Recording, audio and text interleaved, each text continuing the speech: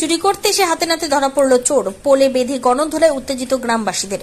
Viral video. ইংরেজ বাজারের কাজীগ্রাম অঞ্চল এলাকায় এক প্লাস্টিক কুড়োনোর নাম করে পেছন গেট দিয়ে বাড়িতে ঢুকে চুরির প্রস্তুতি নিতে হাতে নাতে ধরে ফেলে চোরকে।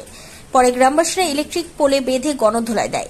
জানা যায় তার বাড়ি সুজাপুর এলাকায়। ঘটনার খবর পেয়ে ইংরেজবাজার থানার পুলিশ গিয়ে তাকে উদ্ধার করে নিয়ে আসে। সত্যি কথা বলছি, আমি চণ্ডীপুর একটু আগে বললো যে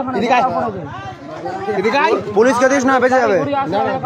পুলিশের হাতে দিও না, বেঁচে যাবে।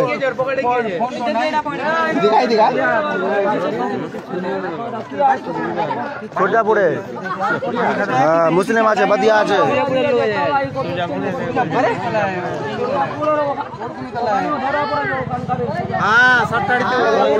আমাদের গ্রামে ঢুকেছিল পরশু দিন।